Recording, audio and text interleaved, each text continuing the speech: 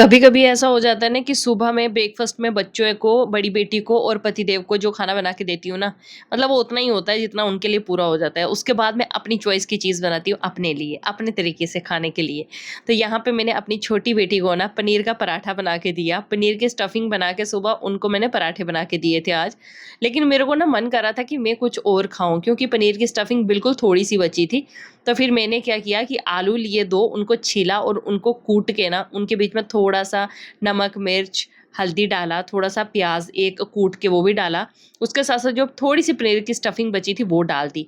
अब तवे के ऊपर थोड़ा-सा तेल डाला, उसको गरम करके ये जो आलू की जो मैंने बनाया है ना, इसको डाल दिया। अब इसको ढक्कन लगा के मैंने थोड़ी देर के लिए पकने दिया और इसको बनने में ना बिल्कुल भी टाइम नहीं लगता है। मेरी दादी ये रेसिपी बनाया करती थी, तो मेरे को ना कभी-कभी इतना मन करता है इसको खाने का। पतिदेव को कुछ इस तरह की रेसिपीज़ बना के देती हूँ तो उनको नई लगती हैं। वैसे खाने में तो वो खा लेते हैं, लेकिन उनको ऐसा लगता है कि कुछ अलग बना दिया है। लेकिन मैंने आज अपने लिए यही बनाई। फिर मैंने यहाँ पे जो आलू हैं इसको ऐसे अलट-पलट के एक साइड से अच्छे से कुरकुरी हो गई थी, फिर मैंने इसको पलटा और दूसरी तरफ से अच्छे से पकाया। तो बस जो हमारी सब्ज़ी थी ये बन के तैयार हो चुकी थी। उसके साथ ही मैंने चाय बना ली और ये सब्ज़ी ना 2-3 मिनट में ही बन के तैयार हो जाती है। बस ज़्यादा से ज़्यादा 5 मिनट लगेंगे और ये सब्ज़ी रेडी हो जाएगी। तो यहाँ पे मेरी सब्ज़ी बन चुकी थी, चाय भी तैयार हो गई थी, फिर मैंने साथ-साथ ही चपाती बनाए और बस मेरा खाना जो रेडी हो चुका था। जब मैं ये खाना बनाती हूँ ना, मुझे मेरी दादी की याद आ जाती है, क्योंकि मेरी दादी कभी-कभी ये बनाया करती थी, कूट के आलू की सब्ज़ी। तो बहुत टेस्टी लगती थी उस टाइम भी खाने के लिए। तो यहाँ पे मैंने अपना खाना जो है इसको घी लगा दिया चपाती को, सब्ज़ी ले ली, चाय ले लिया और ब्रेकफ़ास्ट किया अकेले-अकेले बैठ के, क्योंकि पतिदेव ऑफ़िस चले गए, बड़ी बेटी स्कूल चली गई है, छोटी वाली अभी सो रही थी, तो मैंने सोचा तब तक मैं खाना खा लेती हूँ। तो जब मैंने खाना-वाना खा लिया उसके बाद मेरी छोटी बेटी उठ गई। सुबह ब्रेकफ़ास्ट थोड़ा जल्दी करती हूँ, कई बार तो हम साथ में कर लेते हैं, कई बार अलग, कई बार आगे, कभी पीछे, कभी ऐसे ही रहता है। तो यहाँ पे मैंने ब्रेकफ़ास्ट किया, फिर छोटी बेटी को ब्रेकफ़ास्ट कराया, उसके बाद बस काम बाकी लग गई थी मैं। उसके बाद डेली की वही रूटीन रहती है, सेम-सेम काम, बस कपड़े ये कर लो, वो कर लो, बर्तन धो लो, घर में झाड़ू-पोछा कर लो, ये काम तो लेडीज़ का डेली रहता है। उसके साथ-साथ छोटी बच्ची को नहलाना, उसके कंघी, कपड़े, ये वो वगैरह सब काम जो चलते रहते हैं।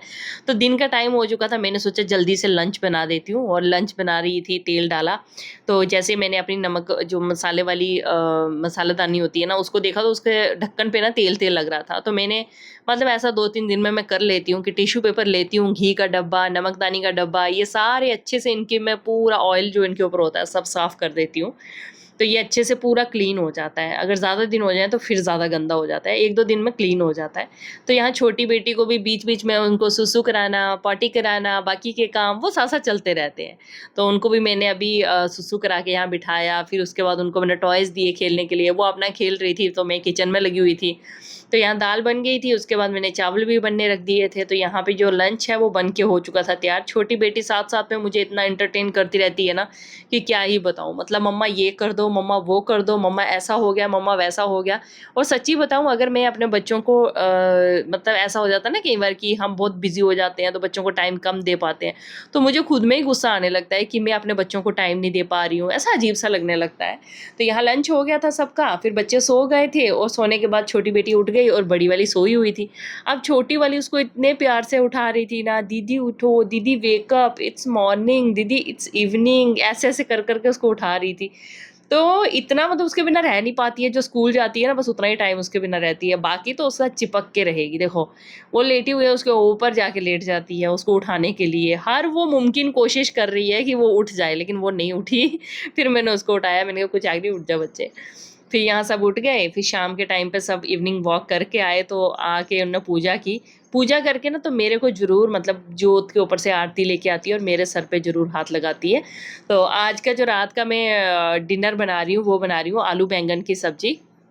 तो यहाँ पे मैं जो आलू बैंगन की सब्ज़ी बना रही हूँ ना, ये थोड़ी-सी मतलब सभी ऐसे ही बनाते हैं, लेकिन मैं जिस तरह बना रही हूँ, मैं आपके साथ वो चीज़ शेयर करने वाली हूँ। तो 2 बैंगन थे, उसमें से 1 तो पूरा मतलब 1 आधा ख़राब निकला और बस ये 1 सही और 1 आधा, इतना ही था। तो आलू और बैंगन की सब्ज़ी के लिए मैंने आलू कट किया पहले और उसको मैंने अच्छे से तेल में पकने डाला।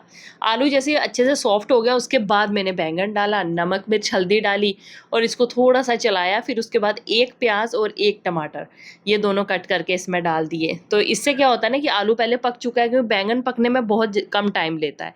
तो अगर आप दोनों को साथ डालोगे ना तो बैंगन हलवा बन जाता है तब तक।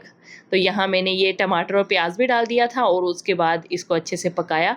वैसे चाहो तो आप टमाटर प्याज पहले डाल दो, उसके बाद आलू डालो और बैंगन लास्ट में डालो। तो चाहो तो मैं प्याज और टमाटर बाद में डाली। उसके साथ साथ मैंने गरम गरम चपाती बनाए और हमारा जो डिनर है ये आज आलू बैंगन की सब्जी और चपाती। उसके बाद मैंने कुछ कपड़े थे जैसे लंबे हो जाते हैं, कुछ फट जाते हैं, कुछ ऐसे वैसे, तो वो काम मेरा साथ साथ में चल रहा होता है। दिन को खेल खेल के ना टॉयज़ पूरे घर में बिखेरे होते हैं, तो अभी शाम के टाइम पे इन दोनों का काम होता है सारे टॉयज़ बास्केट में डालना और घर को पूरा क्लीन करना। तो बस इधर वो लगे हुए थे और दूसरी साइड मैंने सोचा, मैंने छोटी बेटी के कपड़े ना ऐसे रखे थे, तो आज मैंने ऑनलाइन हैंगर ऑर्डर किए हैं थोड़े, कि मैं अब अपनी छोटी बेटी के सारे कपड़े हैंग करके रखूँगी अच्छे से, ताकि बच्चों के कपड़े ना ईज़िली मिल जाते हैं, कौन-सा कपड़ा कहाँ है। कुछ-कुछ कपड़े ऐसे रखे होते हैं कि वो मिलते ही नहीं हैं, मतलब पूरी गर्मी निकल जाएगी लास्ट में कि मुझे पता चलेगा ये कपड़े भी रखे हुए थे। तो इसीलिए अच्छे से हैंगर पे टांगे हो ना तो पता चल जाता है ये वाला कपड़ा है, इसको ये वाला लेना, आज दूसरा पहनाते हैं आज ऐसा। तो बस ऐसा इतना बिज़ी शेड्यूल है ना, जो-जो सामने मिल जाए बस वही-वही उठाओ और पहना दो। पीछे-पीछे वाले उधर ही पड़े रहते हैं। इसीलिए मैंने हैंगर ऑर्डर किए हैं कि बड़ी बेटी के, छोटी बेटी के, दोनों के मैं पूरे हैंग करके कपड़े रखूँगी सामने-सामने, ताकि जब उनको पहनाने हो निकालो और पहना दो।